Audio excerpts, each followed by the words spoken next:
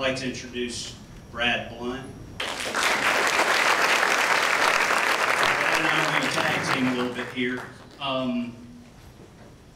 Like I said, we've met twice now to discuss what Brad is going through, and Brad's going through a lot, and his parents are going through a lot, and I taught their daughter. I know them. They're wonderful people.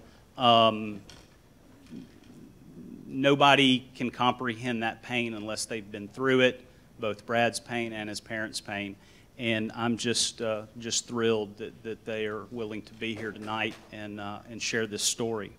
Some of you may know Brad, football player, Vestavia Hills High School, graduated in 2009, wrestler, baseball player. The main reason Brad's here tonight is to put a face on this problem. Brad does not look like the face that we think of when we see on TV what's going on with drug use.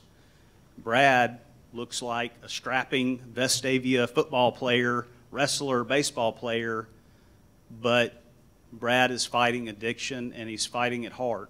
And he and I, as we've spoken, he said, you know, I'm a long way from being done with this. This is a daily battle, and I just have to fight the good fight every day. Again, I'm very proud of him, and I know his parents are proud of him also. But I'm going to fire off a few questions for Brad, and I'm going to help him through these because I'm nervous, he's nervous, so we'll make it through together. Brad, in some of the stories that we've talked about, you mentioned how you had to deal with your parents. And my first question to you is, what was the gut feeling of your parents, and how did you kind of beat back their suspicions? Well, in the beginning, I had an injury, so I was prescribed pain medicine.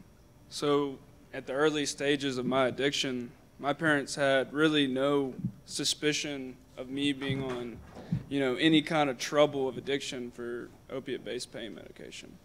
Yes, you know, they did not condone drinking. They, you know, might have caught me drinking a couple times, and they definitely didn't condone marijuana use. You know, we're trying to focus on opiate use tonight.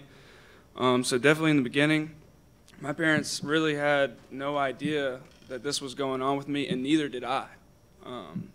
It definitely sneaks up on you quick, and it's a long road that eventually ends, you know, in the dirty word of heroin. But for me and my parents, as like time went on, and I continued to fight this, whether I knew it or not, my understanding grew more and more of it, and they started to get suspicious.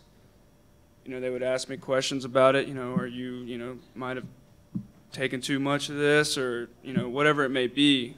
But I can promise you I became an Academy Award winner actor when it comes to protecting this. I mean, no matter what it took, there was no boundaries anymore. There was no morals. It all came down to, you know, how can I make them believe that I'm okay? Whether it started out as just fear of getting caught, and I knew at this point what I was doing was so terrible, but I would do anything to make sure that they would have no clue that their son was doing, you know, the unspeakable, you know, fighting addiction with opiate-based pain medication. Brad, Brad mentioned a story to me where his parents had drug tested him, and he tested positive. I wanted him to touch a little bit on that Academy Award-winning performance. Mom had him dead to rights, and one thing that we discussed is when you love someone, you want to believe them. You really don't want to think that the unthinkable is happening. And I wanted Brad to touch a little bit on, you know, the manipulation part of that. Mom comes downstairs, she's upset, she's in tears, you've tested positive. How did you do it? Yeah, as the suspicion rose, you know, my parents did what they thought was right and started drug testing me, of course. That's what I'm sure most parents would think, well, I'm going to find out what's going on. So when my mom comes down crying, first thing I'm thinking is, how am I getting out of this? It's not, let's tell the truth and let's do the right thing, let's, you know, face this. It's, of course, it's like, what can I do to get out of this? And like, you know, Mr. Howard said, your parents want to believe you, and you know that as a kid, I mean, this sounds really messed up, but I mean, you are a master manipulator at this point because you want to do anything not to get in trouble. You want to do anything to basically continue what you've been doing this whole time. So I would tell her anything, swear up and down, tell her, this had to happen from something slipped in my drink. I was at a party. I don't know who these people were. This anything but me. I'm not the problem. It's someone else. So I would say, like I said before, just really anything. And I mean, it didn't happen just like that. I mean, my mom was, pretty on me at this point, but that just shows you how strong of a conviction you can have to speak and to try to lie your way out of anything when you're this far deep into it. Brad, can you tell the audience a little bit about the conditions, things that had happened to you when you first took these pain medications and how it made you feel? This is something, that I have like a pretty deep connection with because this is basically how it all started for me. Most of you in this room won't understand what I'm talking about, the feeling that I'm talking about, and I hope you never do. Absolutely. So when I had this injury, I was a 3-sport athlete at Vestavia, thought I had everything figured out. I was going to go play college baseball. I didn't really care about grades at this point. All I wanted to do was, go play sports. That's who I was. That's everything I knew. I never had any off time. It was just, sports and school, sports and school. And when I had a shoulder injury, and that was, I got a call from my doctor, my surgeon, said the MRI came back, said, everything in your shoulder's torn. You're not going to, we can try. I mean, and we were all about trying, but you're definitely not playing football, baseball, or wrestling for your senior year, and you're probably, you might not be ever be able to pitch again. So, like, for me, like, that was my identity. That was who I was. I was a baseball player. I was an athlete. That's all I knew of myself at this time, being 17. And that was all stripped away from me in a blink of an eye. I had nothing left. I was depressed. I was crying. I didn't know what to do with myself. I didn't know what to do with anything. My shoulder was, in a lot of pain. I was in a lot of pain emotionally and physically. And I didn't know how to deal with these type of situations at all. And I took a Loratab for the pain. I had never taken any pain medicine before in my life. I had never taken pills before in my life.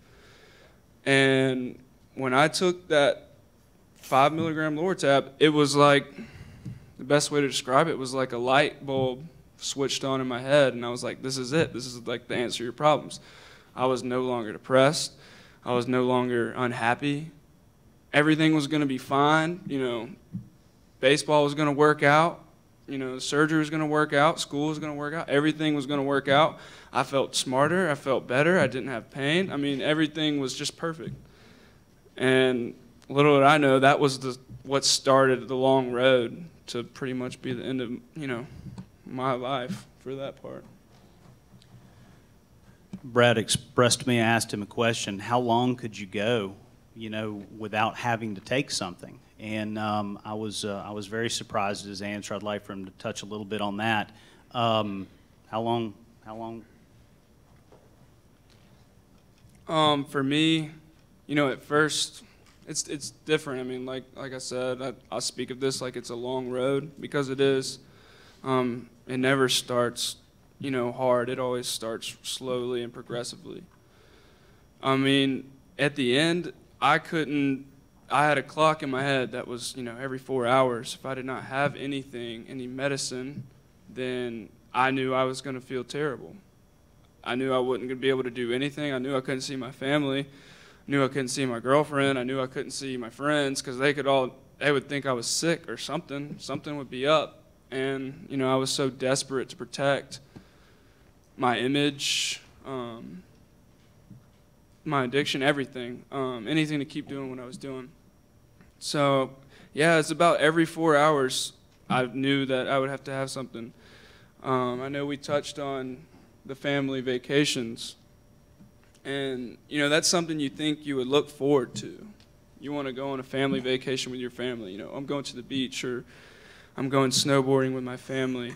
That's something people get excited about. Not me. I would be so anxious about going on a family vacation because I was scared I would get sick while I was there. And that's the worst fear. It sounds crazy, but you're so terrified of that feeling. You're so terrified of that happening that you will do, you know, anything. You'll say you're not going to go, like don't want to go when you know you want to go, but it's just not going to be possible for you. I've spoken with many parents that their children need pain medication. They've had surgery, they've had dry socket from wisdom teeth, and they need something. What would you say to parents that are facing that problem? Like, do I give them this? Do I not? I think that's really important because, like you said, you know, opiate pain medicine can either be the devil or an angel. I'm not here saying that all opiate, you know, pain medicine use is bad, because it doesn't always end like that. It really doesn't. For some people, it does.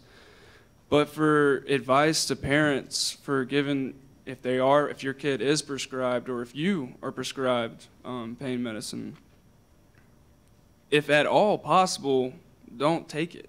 Just don't take it. There's no point in taking it if Advil will do or Aleve will do. That's something I'll have to do, you know, the rest of my life. You know, no matter pretty much what happens, I'm always going to say I don't want it. And if you can do that, you just never know. You don't know how you're going to react to it. Some people, it's, you know, proven that they have a genetic disposition to feel better through opiates. Like you said before, some people feel irritated when they take pain medicine. I wish I felt that way when I took it. Some people don't, and you just don't know how you're going to feel. You don't know how long you're going to be taking it. All those factors come into play. If at all possible, don't take it. If you have to take it, or if your kid has to take it, either if it's your child, make sure you are in control of that medicine. Don't give your, you know, I would argue with my family, I'm an adult. I'm almost 18 years old. I could go fight in the military for our country. You're not an adult. No, you're not. No, you're not. So no, don't give them control over if they're going to take this narcotic. It's a drug. You can get high off this. That's like saying you can use marijuana when you want to. Just don't let them control it. Be in control. Use it as directed. And if not needed, if the pain is not bad, then don't take it.